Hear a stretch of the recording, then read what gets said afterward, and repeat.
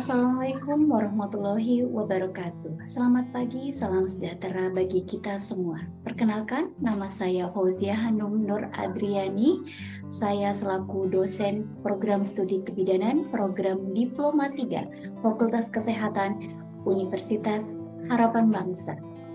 Pada kesempatan kali ini saya ingin menjelaskan terkait dengan salah satu mata kuliah yang saya ampu, yaitu asuhan neonatus bayi dan balita.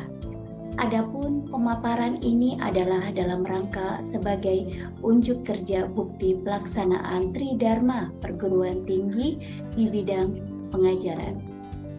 Dalam mendeskripsikan mata kuliah ini, izinkan saya menjelaskan apa itu neonatus bayi dan balita.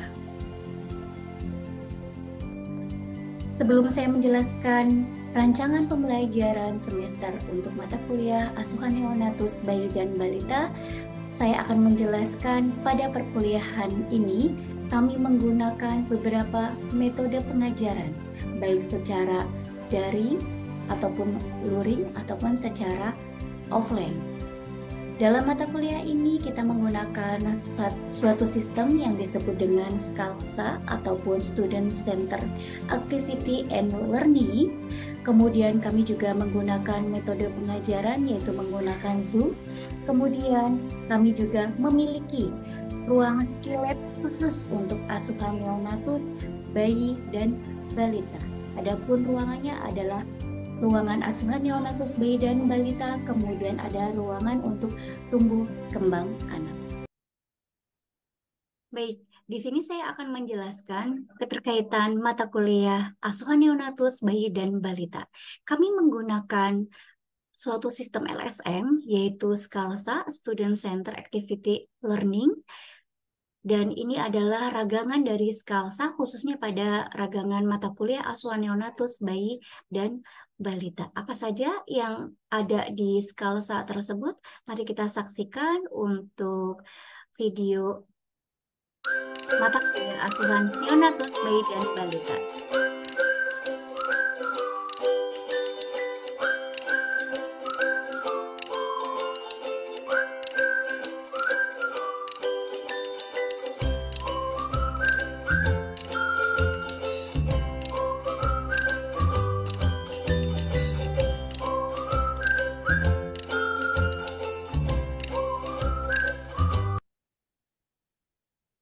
Pada rancangan pembelajaran mata kuliah ini dituliskan di dalam SCALSA untuk rancangan pembelajaran mata kuliah asuhan neonatus bayi dan balita. Berikut merupakan rancangan pembelajaran yang sudah disahkan oleh Ketua Program Studi Kebidanan Diploma 3.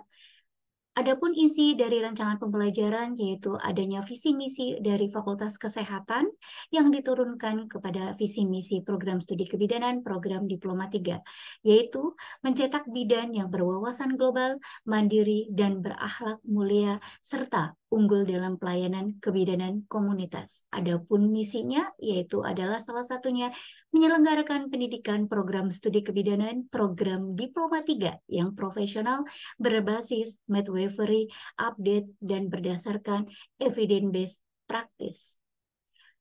Pada identitas mata kuliah asuhan neonatus bayi dan balita, mata kuliah ini berada pada semester 3 dengan bobot SKS 4 SKS, 1 teori, dan 3 praktek. Untuk 1 SKS teori berisi 50 menit pengajarannya, untuk 1 SKS praktek berisikan 170 menit pengajaran. Sehingga terdapat jumlah tatap muka 140 jam dengan dosen pengampu, saya sendiri sebagai koordinator, Ibu Arliana Hikmanti dan Ibu Feti Kumaladewi. Penjabaran waktu perkuliahan. Berdasarkan penjabaran bobot SKS tersebut, penjabaran waktu perkuliahannya adalah untuk 1 SKS teori, tatap muka 14 jam, adapun adanya tugas terstruktur yang ada di rancangan tugas dan tugas mandiri pun juga ada di rancangan penugasan. Kemudian untuk praktikum di sini 3 SKS untuk tatap muka, sejumlah total praktikum 140 jam. Deskripsi mata ajar asuhan neonatus bayi dan balita yaitu membahas mengenai asuhan pada bayi baru lahir, neonatus, bayi, balita yang berfokus pada upaya preventif dan promotif didasari oleh konsep pengetahuan dan sikap serta keterampilan berlandaskan evidence-based dalam praktek neonatal, bayi, dan balita serta kegawat daruratan dan asuhan komplementer yang ada di dalamnya. Capaian pembelajaran lulusan berisi tentang sikap, pengetahuan, keterampilan umum, dan keterampilan khusus mengenai asuhan neonatus, bayi, dan balita.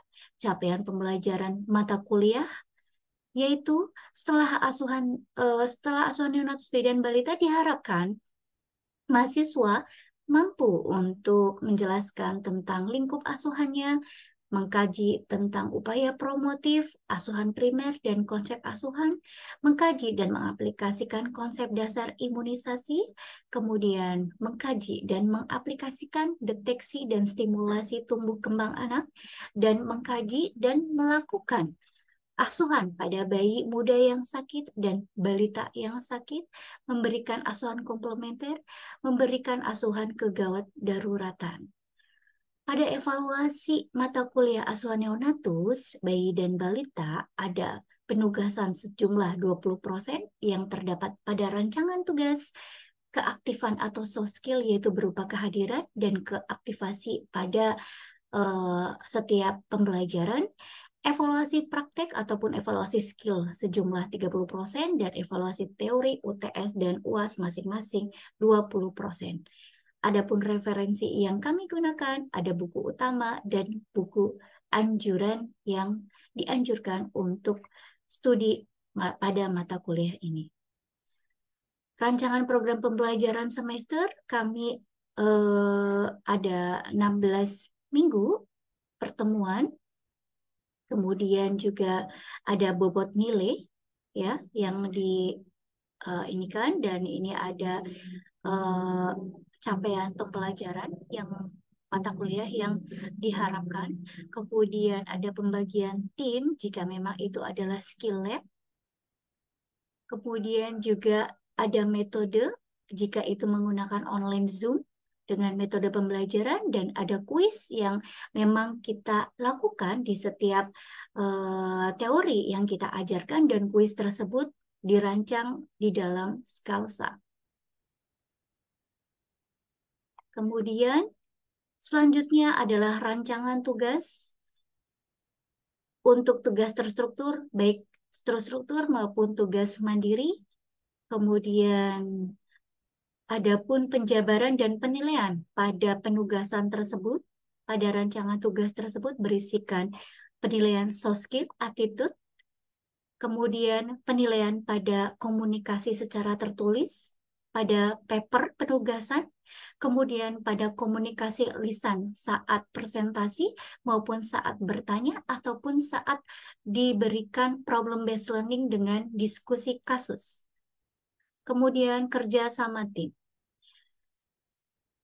Adapun rancangan soal ujian dalam UTS maupun UAS, kami berikan kisi-kisi dan pembuatan soal.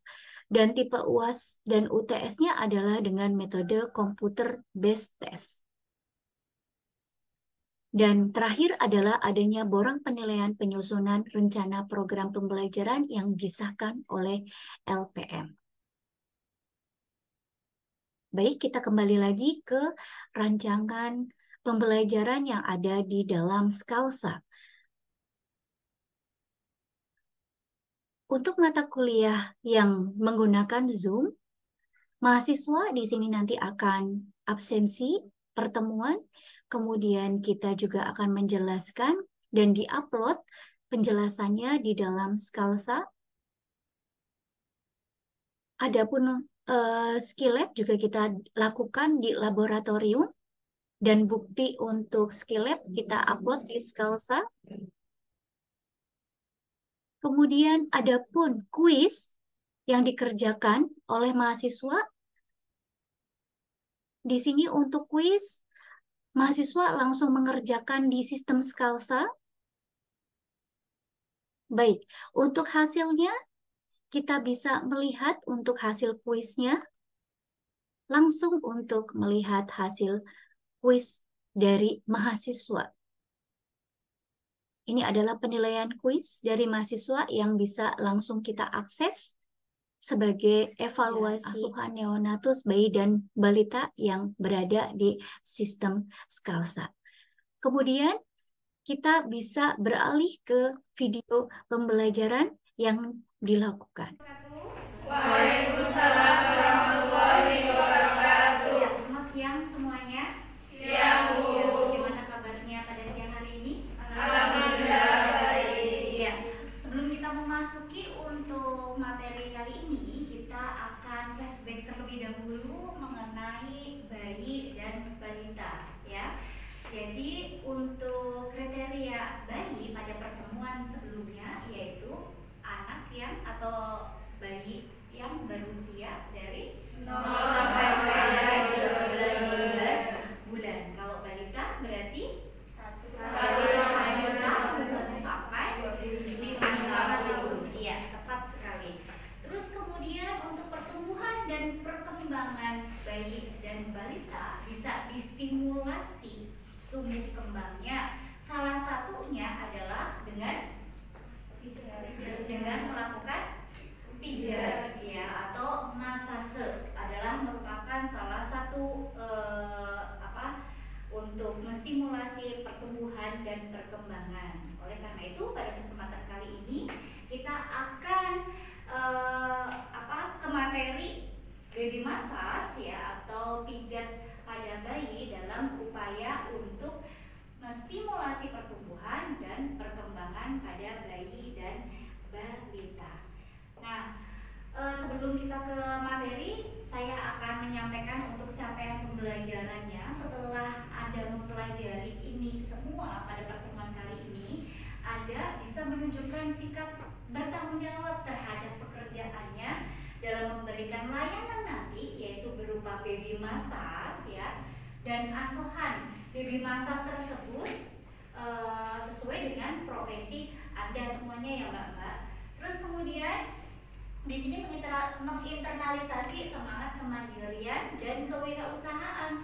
Nah, pada materi baby massage ini, baik pada massage bayi secara fisiologis maupun bayi prematur, demikian pun juga massage komplikasi, ya, batuk, pilek, baby gym dan yang lain sebagainya. Nah, di sini bisa kita menumbuhkan kewirausahaan. Kalian punya ide, ya, untuk membuka contohnya mom spa, baby spa. Nah, ya, setelah pembelajaran kali ini diharapkan memiliki ide dan suatu saat bisa menginternalisasikan ide tersebut, mewujudkan ide tersebut sebagai bentuk wirausaha. Keterampilan umumnya adalah mampu menunjukkan kinerja yang bermutu dan terukur sesuai dengan SOP yang diajarkan, bahkan sesuai dengan evidence base yang telah kita pelajari, ya, sebelum mata kuliah ini. Keterampilan khususnya nanti Anda mampu melaksanakan asuhan kebidanan, ya, khususnya pada neonatus, bayi dan balita, ya, di sini sesuai dengan standar SOP-nya. Nah, capaian pembelajaran pada mata kuliah pada hari ini, ya, pada pertemuan ini, yaitu setelah mengikuti pembelajaran mata kuliah ini, Anda diharapkan mampu untuk menganalisa asuhan bayi, balita, neonatus, anak berdasarkan evidence base. Dan pada pertemuan kali ini kita sudah membahas evidence base terlebih dahulu tentang baby massage, ya. Kita tinggal mengaplikasikannya pada pertemuan kali ini. Melakukan pelayanan asuhan bayi, neonatus, balita, dan anak berdasarkan evidence base dan literatur reviewnya. Tujuannya, ya, untuk pertemuan kali ini kalian bisa mengidentifikasi asuhan bayinya, neonatusnya, balitanya, sampai kalian tahu tadi bayi usia berapa, terus kemudian balita usia berapa, mengidentifikasi indikasi yang boleh dilakukan pemijatan apa, terus yang tidak boleh itu seperti apa, ya. Tujuannya untuk apa? Untuk bagaimana kita menstimulasi pertumbuhan, perkembangan, stimulasinya dengan menggunakan pijat dan mengkaji layanan baik dari balita sesuai dengan standar eviden ya baik ya. Sekarang kita akan melakukan pemijatan. Pemijatan itu dari kaki ya, kaki terlebih dahulu. Kenapa dari kaki Bu? Kenapa nggak dari kepala? Ya, karena daerah kepala, daerah atas itu sangat sensitif ya, sehingga kita mulai dari kaki dulu ya. Sehingga kaki pun juga ini di sini ada apa? Ada persarasannya, sehingga stimulasinya itu dari area kaki terlebih dahulu. Nah, mari kita inikan pakai lotion ya. Ayo, bisa lotionnya dialasi bedak, dialasi apa handuk ya, atau pakai matras. Nah, kita hangatkan dulu tangan kita sampai memang betul-betul tangan kita hangat ya, dingin. Nah, kalau sudah hangat, kita resting hand dulu. Oke, resting hand dulu. Resting hand dulu kita jangan langsung apa namanya memegang kaki terus langsung memijit. Nah, bayinya bisa jadi dianya langsung tendang kayak gitu. Karena kaget, sehingga dia harus berkenalan dengan kulit kita dulu ya. Nah, kita resting hand di bagian kaki terlebih dahulu. Mau kaki kanan dulu, mau kaki kiri dulu, itu bisa untuk dilakukan pemijatan, silakan ya. Kita contoh kaki yang sebelah tangan kanan kita. Nah, sudah 8 kali ya gerakan ke atas ini ya, gerakan India. Jadi gerakan kayak softball. 1, 2, 3, 4, 5, 6, 7, 8 ya. Sudah untuk gerakan itu, kemudian gerakan selanjutnya adalah gerakan peras dan putar ya. Peras dan putar. Dari pangkal dulu, pangkal paha ke ujung kaki. 1, nah, terus 2, turun, terus 3, turun, terus lagi 4, turun, 5, oke yang berapa? Oke ya, 6, 7, 8. Oke, sekarang kita ke telapak kaki ya. Ke telapak kakinya bayi. Nah, untuk telapak kaki di sini kita urutkan ya, urutkan seperti ini ya. Jadi dari pangkal, dari tumit ke ini. 1, 2, 3, oke, 4, 5, pakai jempol kita. 6, 7, 8. Oke, sekarang kita ke jari-jari ya. Untuk jari-jari kakinya. Jari-jari kakinya di sini pan ibu jari ya. Ibu jari, jari tunjuk, ibu jari, jari tunjuk, jari tengah yang panjang, jari manis tanpa cincin, kelingking paling kecil itu diputar-putar, diputar-putar. Ya. Nah, ini karena di sini ada titik untuk pencernaan bayi. Oke ya. Jadi diputar, ulangi lagi 8 kali gitu sambil berkomunikasi dengan bayinya. Adik, ayo kita nyanyi ayo. Ibu jari, jari tunjuk, jari tengah yang panjang, jari manis tanpa cincin, jari kelingking yang kecil gitu. Nah, kembali lagi ke telapak. Telapaknya itu kita huruf C. Huruf C itu antara tumit dan antara pertengahan di sini. Nah, biar apa? Biar tuh dia tuh ada kesiapan untuk jalan sebenarnya, sehingga ada lengkungan di di telapak kakinya. Ya, jadi telapaknya tuh nggak flat ya. Jadi memang harus melengkung seperti ini ya. Jadi kita 1, 2, 3, 4, 5 C, 6, 7 bisa 8 ya. Terus setelah huruf C di sini kita akan melakukan titik tekan ya, titik tekan dari pangkal ke tadi kan diurut ya yang pertama seret seret gitu ya, seret seret seret. Nah sekarang kita tekan, titik tekan 1, 2, 3, oke, 4, 5, 6, 7,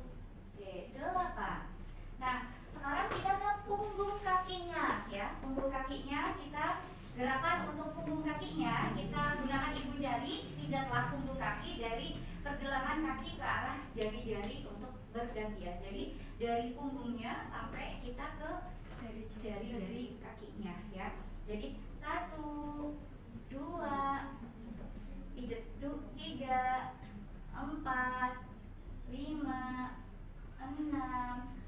7, 8 ya. Oke. Terus kemudian setelah punggung kaki kita ada gerakan untuk ankle circle. Jadi di sini ini kita gerakan 1, 2, 3, 4, 5, 6, 7, 8. Selanjutnya tadi pas lagi di kaki kan kita dari pangkal ke ujung ya. Nah sekarang kita dari mata kaki ke pangkal. 1, 2, 3, 4, 5, 6, 7, 8. Oke, terus kemudian baru kita gulung-gulung ya. Gulung-gulung. Gulung-gulung tuh dilihat. 1, dari atas. 2, ya. 3, 4, oke. 5, 6, 7. Selesai untuk yang pijat massage. Kurang lebihnya 30 sampai 1 jam untuk massage pada badan ini ya. Oke, sekarang ibu tanya fungsinya untuk apa tadi? Lancaran pencernaan,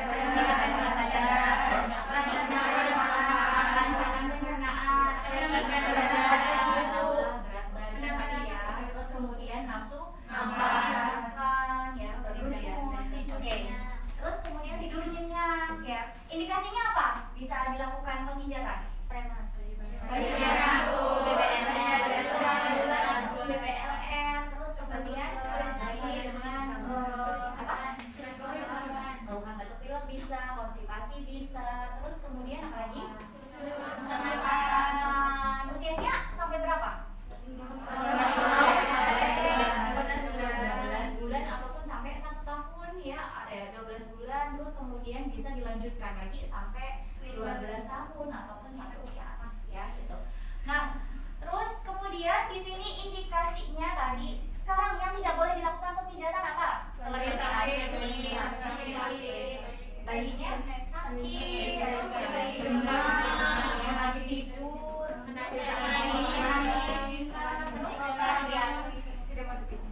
tidak mau dipijat atau menolak dipijat. Ya, sebelum ibu tutup pada pertemuan kali ini, kira-kira dari pertemuan tadi ya tentang massage, tentang semuanya ya teknik massage-nya, kira-kira ada yang ditanyakan atau tidak? Ada yang mau bertanya? Sebelum ibu bertanya, oke, ya Mbak Siti Nur Mudawama silakan bertanya Mbak. Untuk teknik pemijatan tadi, kan tadi dijelaskan ya Bu. Nah, teknik pemijatan tadi itu bisa tidak untuk space terapi berbicara? Terapi untuk speech delay. Ya, bagus sekali untuk pertanyaannya. Terima kasih.